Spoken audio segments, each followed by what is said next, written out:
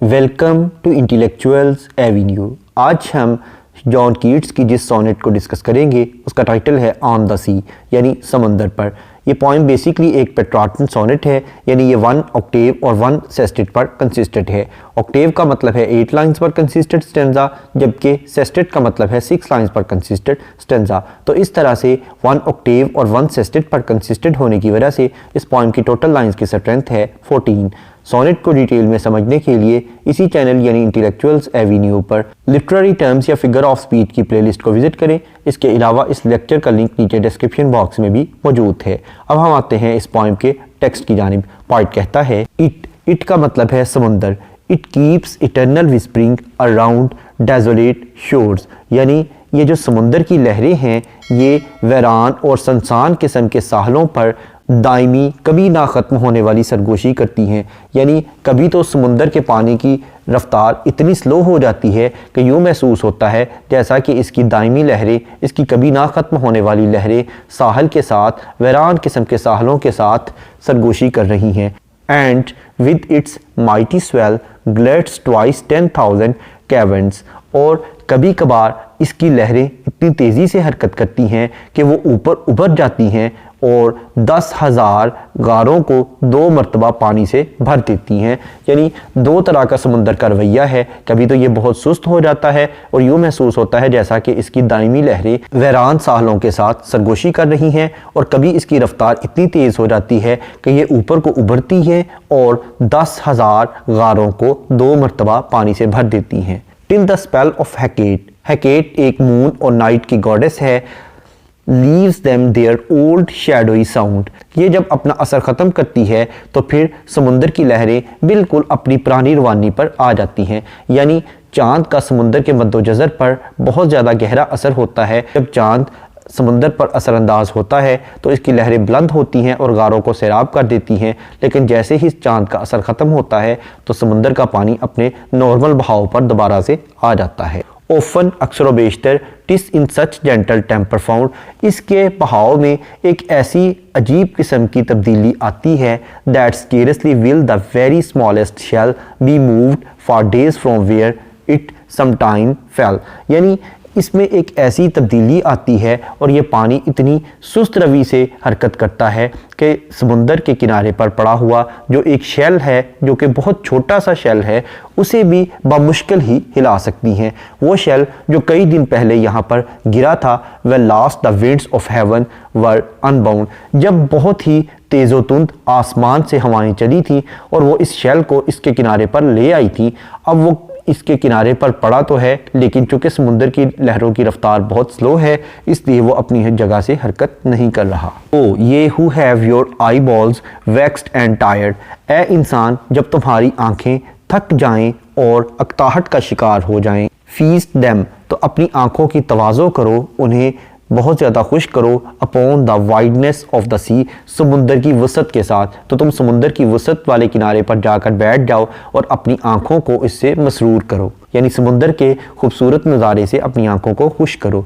O ye whose ears are dinned with uproar rude, यानी जब तुम्हारे कान बहुत ज़्यादा शोर शराबे से तंग आ जाएं और बहुत ही नाहमवार किस्म के शोर शराबे से तंग आ जाएं, और fed too much with cloying melody, या फिर वो बहुत ज़्यादा अक्ता देने वाली म्यूज़िक की वजह से तंग आ जाएं। यानी बाज़-औक़ात बहुत ज़्यादा लाउड म्यूज़िक भी इंसान को डिस्टर्ब करता है, तो तुम्हारे कान जब तंग आ जाएं, sit ye near some old cavern's mouth and brood, तो तुम किसी गार के किनारे पर जाकर बैठ जाओ जहाँ पर लहरों का बहुत बड़ा हजूम तुम्हें दिखाई देगा।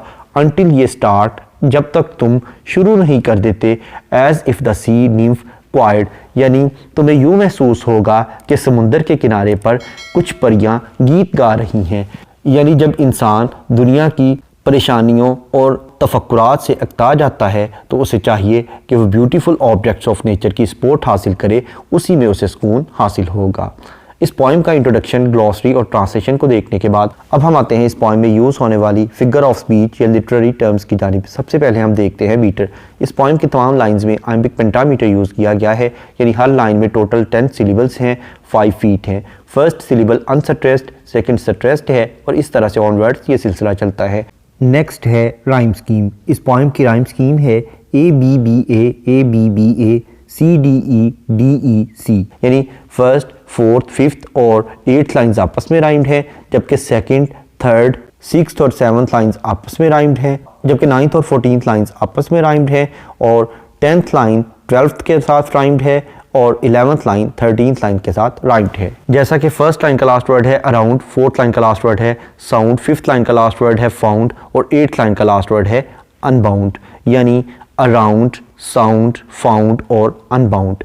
इसी तरह से सेकंड लाइन का लास्ट वर्ड है स्वेल, फोर्थ लाइन का लास्ट वर्ड है स्पेल, फिफ्थ लाइन का लास्ट वर्ड है शेल और सिक्स्थ लाइन का लास्ट वर्ड है फेल, यानी स्वेल, स्पेल, शेल और फेल। उसके बाद नाइन्थ लाइन का लास्ट वर्ड है टायर्ड और 14th लाइन का लास्ट वर्ड है क्वायर्ड, टायर्ड, क्वायर्ड। उसके बाद 10th लाइन का लास्ट वर्ड है सी और 12th लाइन का लास्ट वर्ड है मेलोडी, सी मेलोडी। 11th लाइन का लास्ट वर्ड है रूट और 13th लाइन का लास्ट वर्ड है ब्रूड, रूड, ब्रूड। यानी इस तरह से इस पोइम की राइम स्कीम बनती है ABBA CDE नेक्स्ट है इंटरनल राइम। इंटरनल राइम का मतलब है कि अगर पोइट किसी एक ही लाइन में दो या दो से ज़्यादा राइम्ड वर्ड यूज़ करे तो इसे इंटरनल राइम कहते हैं। जैसा कि लाइन नंबर 1 में कीप्स विस्परिंग्स, लाइन नंबर 2 में विद इट्स, लाइन नंबर 3 में 10 स्पेल, लाइन नंबर 4 में ऑफ ओल्ड, लाइन नंबर 5 में जेंटल टेम्पर, लाइन नंबर 6 में स्मॉलेस्ट शेल, लाइन नंबर 11 में डींट विद, लाइन नंबर 14 में अनटिल इफ। नेक्स्ट है एंजाइममेंट। एंजाइममेंट का मतलब है कि अगर किसी लाइन को पढ़ने के बाद उसकी प्रॉपर अंडरस्टैंडिंग डेवलप हो जाए तो ऐसी लाइन को एंड स्टॉप लाइन कहते हैं, जबकि अगर किसी लाइन को पढ़ने के बाद उसकी प्रॉपर अंडरस्टैंडिंग डेवलप ना हो बल्कि इसके लिए नेक्स्ट लाइन की सपोर्ट की ज़रूरत हो तो ऐसी लाइन को रन ऑन लाइन कहते हैं और इस टेक्निक को एंजाइममेंट कहते हैं। जैसा कि इस पॉइंट की लाइन नंबर 1 और 2 दोनों ही रन ऑन लाइन है। जैसा कि पॉइंट कहता है इट कीप्स इटर्नल विस्परिंग्स अराउंड, ये दायमी किस्म की सरगोशियाँ करती है।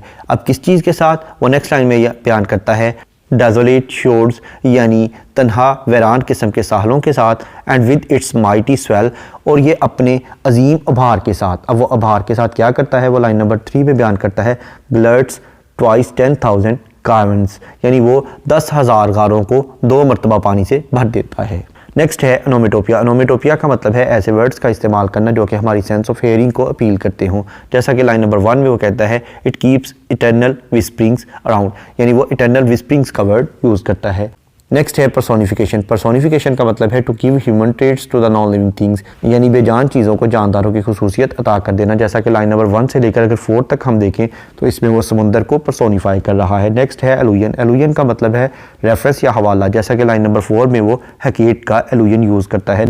नेक्स्ट है कायूरा। कायूरा का मतलब है कि अगर पॉइंट किसी लाइन में कोई पंक्चुएशन मार्क यूज़ करते हुए पॉज या ब्रेक ले यानी वक्फा ले तो उसे कायूरा कहते हैं। जैसा कि लाइन नंबर 2 में डेजोलेट शोर्स के बाद कॉमा यूज़ किया गया है। नेक्स्ट है अपोस्ट्रोफी। अपोस्ट्रोफी का मतलब है कि अगर पॉइंट किसी को एड्रेस करे तो उसे अपोस्ट्रोफी कहते हैं। जैसा कि लाइन नंबर 9 में वो एक आम इंसान को एड्रेस करते हुए कहता है O ye who have your eyeballs vexed and tired. Next है सिमिली। सिमिली का मतलब है to compare two different things on the base of same traits, यानी एक जैसी खसूसियात की बिना पर दो मुख्तलिफ चीज़ों का मुआवजा करना।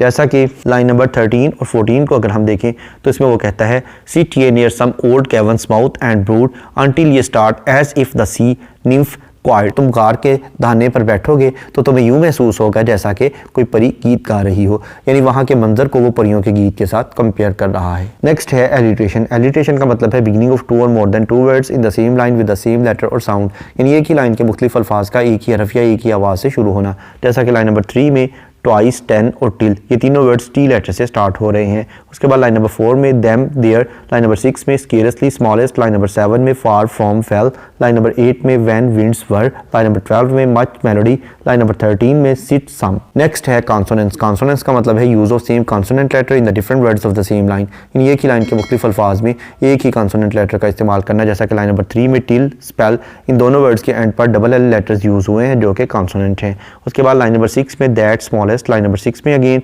विल, शैल, लाइन नंबर 8 में व्हेन विंड्स हेवन अनबाउंड।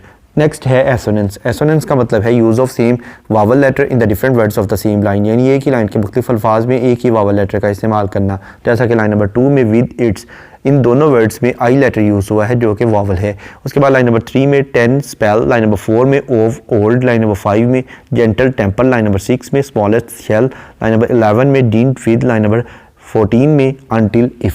इसके अलावा पोएट ने इमेजेस भी यूज़ किए हैं जैसा कि desolate shores, caverns, Hecate, smallest shell, eyeballs, wideness of the sea, ears, sea nymph. इसके अलावा पोएट ने समुंदर की खूबसूरती को बयान करने के लिए बहुत ज़्यादा हाइपरबोली का सहारा लिया है, यानी बहुत ज़्यादा एग्जैजरेशन और मुबालगाराई से काम लिया है। इसके अलावा अगर हम इस पोएम के थीम को देखें तो इसमें ब्यूटी ऑफ नेचर का थीम मिलता है। इसके अलावा सी की मिस्ट्री यानी राज का जिक्र मिलता है और वर्ल्डली परसूट्स यानी दुनिया की जो परेशानियाँ हैं उनका जिक्र किया गया है और उनसे छुटकारा हासिल करने के लिए ब्यूटीफुल ऑब्जेक्ट्स ऑफ नेचर की सपोर्ट का जिक्र किया गया है। यहाँ पर यह पोएम ख़त्म हुई। इसके अलावा जॉन कीट्स की दीगर पोएम्स को डिटेल में समझने के लिए इसी चैनल यानी इंटेलेक्चुअल्स एवेन्यू पर जॉन कीट्स की प्लेलिस्ट को विज़िट करें। इसके अलावा जिन लिटरेरी टर्म्स का जिक्र इस पोएम में किया गया है उन तमाम टर्म्स को डिटेल में समझने के लिए इसी चैनल यानी इंटेलेक्चुअल्स एवेन्यू पर लिटरेरी टर्म्स या फिगर ऑफ स्पीच की प्लेलिस्ट को विज़िट करें। इन दोनों प्लेलिस्ट का लिंक नीचे डिस्क्रिप्शन बॉक्स में मौजूद है। Thank you for attending this lecture.